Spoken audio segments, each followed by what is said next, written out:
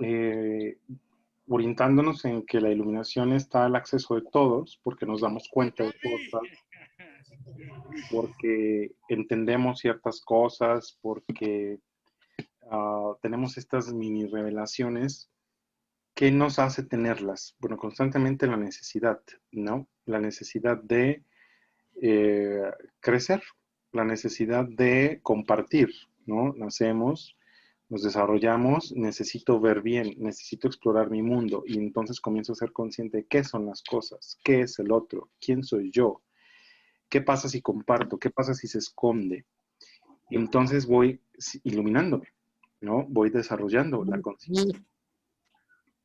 Y viéndolo quizá más como adultos, es importante revisar cuáles son nuestras necesidades. ¿Por qué el budista medita? ¿Por qué estos personajes históricos que tenemos como referentes, ¿no? De personas iluminadas o que están más cercanas a esta iluminación, ¿cuáles han sido sus necesidades? Y pareciera ser una constante que incluso en estos accesos a conciencias más amplias, más añiles o más ámbar, como Ken Wilber, por ejemplo, lo plantea, luego surge la necesidad de compartir con el otro, surge la necesidad de esto que yo sé no me lo puedo quedar nada más, surge la necesidad de que como ya me di cuenta que si yo me sano, no es suficiente porque el otro no está sanado. Y si el otro no está sanado, yo no estoy sano.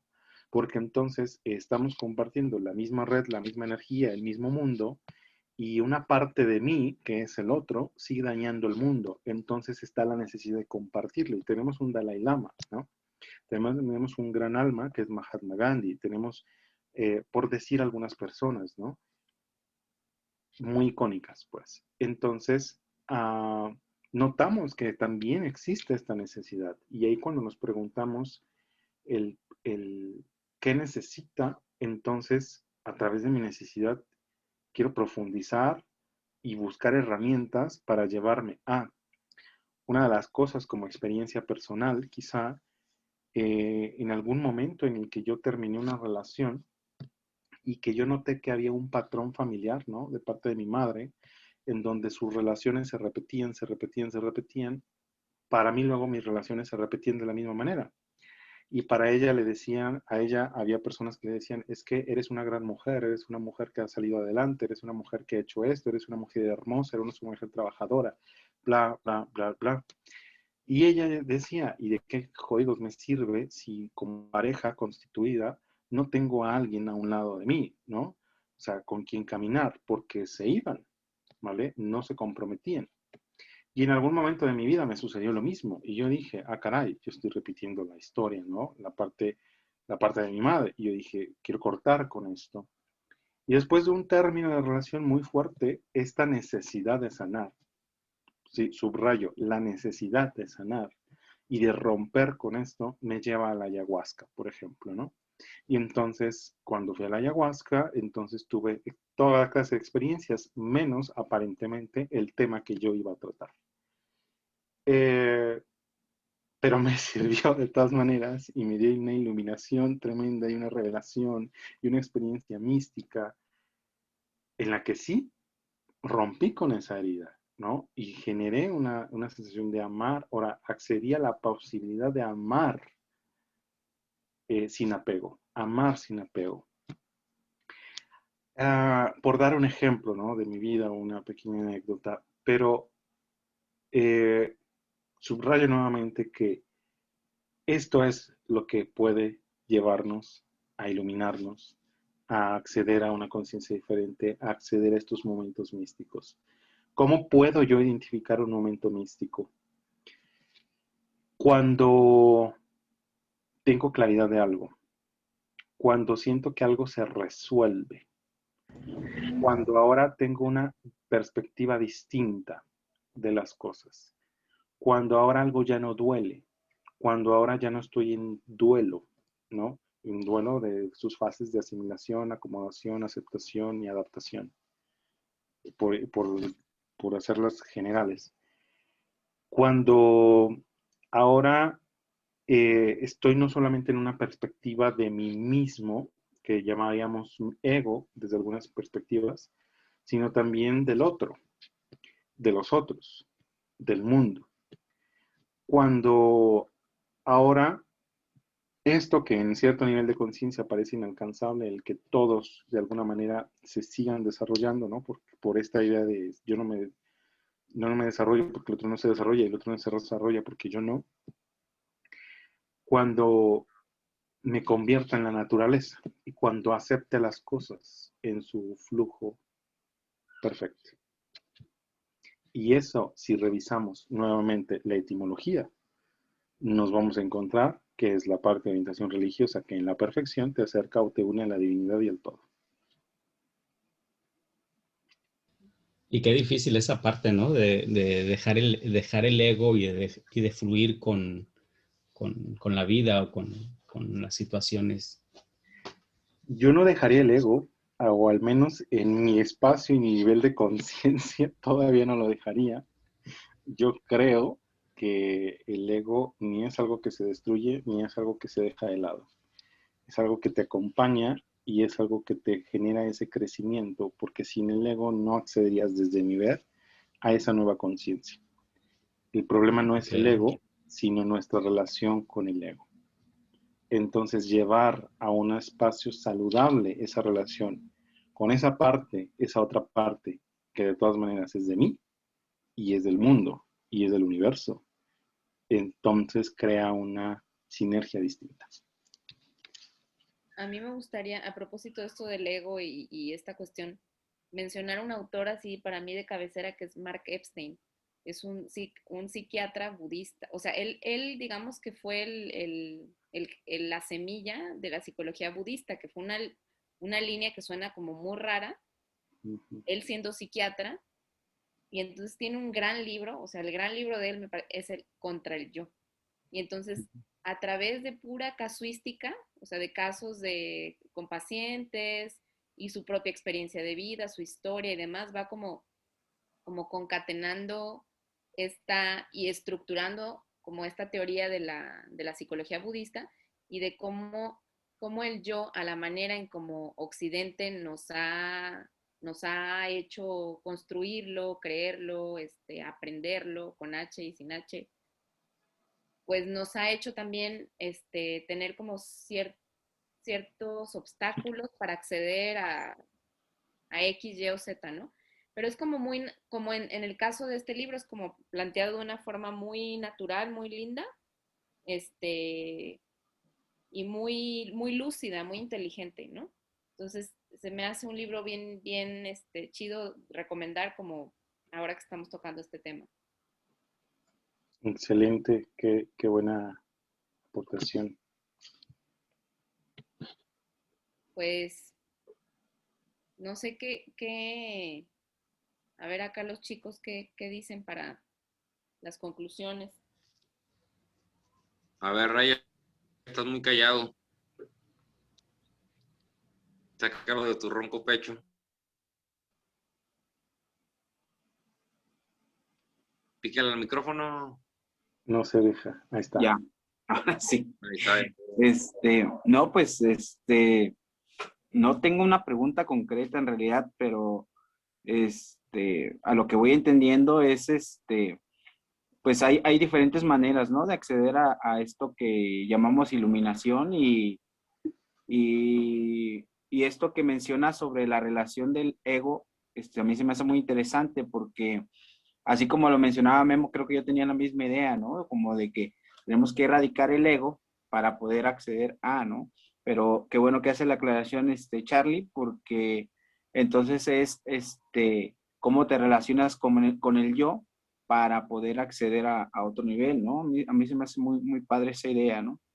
De que es como una especie, bueno, lo pienso ahorita que es como una especie de reconciliación contigo para poder reconciliarse con el mundo, ¿no? Sí, porque si no estarías negando una parte de ti, luchando contra ti mismo, y serías tu peor enemigo, entonces.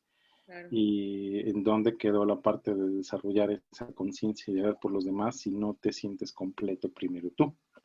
y pleno tú. Que luego viene la ironía de que te das cuenta o de que puede uno darse cuenta de que, oh caray, no estoy completo porque el otro no está completo. ¿Verdad?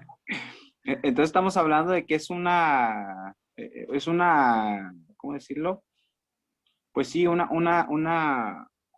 Cíclico. una elevación constante, ¿no? Es un camino que no se termina, por decirlo así. Mira, en algún momento yo pregunté a mis maestros en dónde se acaba la iluminación, ¿no? Ujú. ¿Quién es la persona más iluminada? ¿Cómo sabemos que después de esta gran iluminación no hay más? Y nadie me supo responder como tal, porque no conozco a la persona más iluminada del mundo, que así se considera. Pero desde mi ver, creo que es solo un espacio, es un inicio. Terminas algo, crees que es una, es una fase distinta. Cuando tú crees que ya te diste cuenta de algo, te das cuenta que que hay tanto más que no te has dado cuenta, ¿no? Yo le decía a Sócrates, ¿no? O sea, yo solo sé que no sé nada, porque cada vez que sé algo, me doy cuenta que sé menos, ¿no? Del mundo. Y creo que estos estados y desarrollos de conciencia no terminan porque hoy en día no conocemos los límites incluso ni de nuestro cerebro ni de nuestro espíritu. Entonces, hablar de eso es difícil, pero sí podemos entender quizá por qué se hace algo difícil la mística o el misticismo como tal. Y es que, como bien lo decía Olivier en un inicio, la mística es aquello que está oculto, que no vemos. Para los platónicos, el pensamiento era algo oculto y el pensamiento era mística, porque nadie sabía cómo pensabas. Había gente que literalmente creía que adentro de tu cabeza había otros seres haciendo algo. Y qué curioso que ustedes que quizá cuando niños ustedes creyeran que dentro de la radio había personitas tocando. Sí. Es la misma base de pensamiento. Eso es la mística y por eso es quizá a veces complicado de entenderla, porque es lo oculto. Y esto, por este motivo, es tan fascinante para el ser humano, porque lo oculto es como la miel para las abejas. Hay que entrar profundo para sacarle el sabor, el jugo y lo nutritivo. Ujú. Y bueno, ahora con los avances en la bioquímica y en la Neurociencia. neurología, ¿qué cambia, por ejemplo, de este pensamiento antiguo en relación a la mística al tiempo actual? Que ahora tenemos explicaciones más elaboradas y que creemos que son más certeras. Pero creemos que son más certeras. A ver, voy a hacer un intento de resumen de lo que hemos revisado hasta ahora para que Charlie se pueda, ya nos estamos pasando.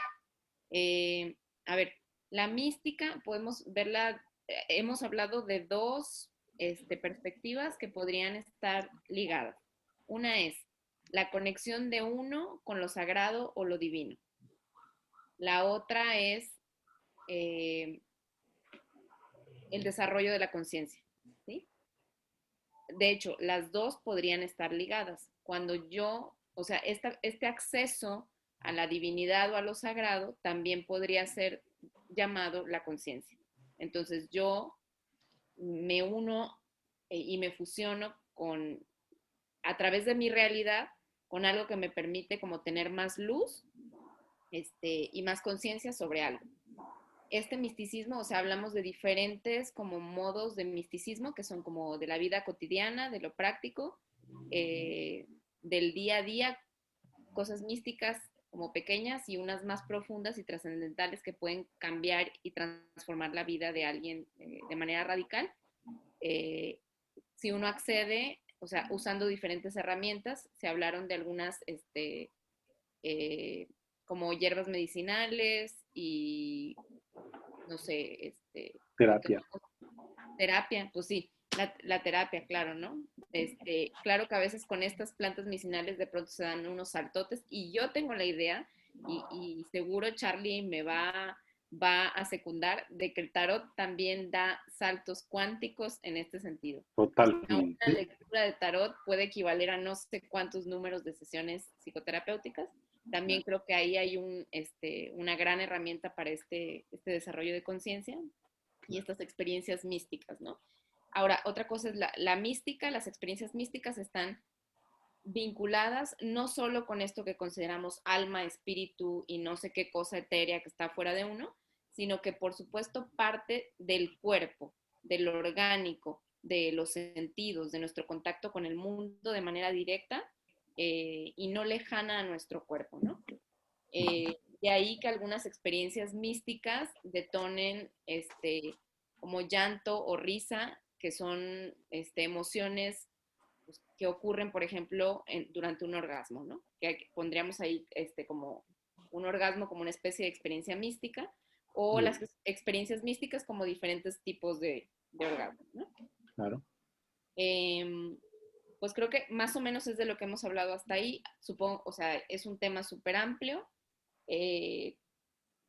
Pero, a ver, no sé si algo más se me pasa, Charlie, importante de lo que mencionaste. ¿Cómo diferenciar que es exacto, cómo diferenciar que es un espacio místico, que mi conciencia se está desarrollando a través de estos darse cuenta, que obtenemos como hilo conductor la necesidad, que todos lo podemos hacer en mayor o menor medida, pero lo estamos haciendo, y que quizá una de las cosas que han detenido al misticismo, como en esta cotidianidad, ha sido el hermetismo propio, por la idea de no compartir del todo, ¿no?, estas formas de crecimiento o desarrollo de la conciencia. Y solamente quizá como agarrando el hilito que de hecho lanzaste una pregunta y no te la respondí, era estas diferencias entre lo sagrado, lo divino y el otro aspecto que me dijiste. Lo sagrado, lo divino y no recuerdo que... Bueno, y la conciencia, ¿no? El por qué esto es parte del misticismo es porque lo sagrado es la manera de gozar la vida, ¿no? Sagrado, hacer algo sagrado es algo de que se le brinda el respeto para gozarse, disfrutarse. Y hablando de respeto, en realidad significando conciencia. Ser consciente de la vida que se vive. Pero nos vamos a dar cuenta que divino, lo que proviene de la divinidad, lo de lo externo, de lo sagrado, que creíamos externo, y que después nos damos cuenta que significa lo que viene de la vida, divino, es lo mismo. O sea, hace ser consciente de la vida, de cómo se vive, de cómo la disfrutas. Por lo tanto, me remito a una frase muy gestalt para hablar acerca del misticismo. El misticismo es el hoy, el aquí y el ahora. Y pues eso es toda mi parte. Gracias, Charlie. Gracias. Gracias. Muchas gracias, Charlie. Gracias, Livier. Pues hago el cierre. Oigan, perdónenme, bueno, por favor, perdóname, Charlie, dame un minuto, porque hay una idea que quiero rescatar, la de, que me pareció maravillosa, esta cuestión de la autocompasión y la compasión para entender que aunque no queramos, podemos, o sea, de la manera más distraída, uno puede tener estos accesos a la conciencia y estas experiencias místicas, que esto digamos que hace como que muy esperanzador y conciliador este fenómeno de las experiencias místicas, ¿no? Hasta ahí, nada más esa parte. Ahora sí. Yo dejaría una preguntita ahí a ver si a futuro, ahorita que no tienen tiempo, pero el caso de que uno quisiera extender esa experiencia mística a la eternidad, ¿no? O sea, de que esa experiencia mística nunca termine y que permanezca, ¿no? Esa parte quizás tiene que ver con lo que decía Charlie de la necesidad, esa necesidad de trascender, de una perfección total, pues, ¿no? Y que termina en cierto, esa continuidad se nos niega a veces por alguna razón importante, ¿no? No la logro comprender, Que somos pero humanos. sí, pero esa parte es interesante de lo místico, que como que hay una promesa de que puede ser eterno, pero se interrumpe, ¿no? Y hay cierto Así se lo gusto y hay cierta decepción también, pero eso es adictivo que te vuelves otra vez, ¿no? A la raíz. Excelente. Muy bien.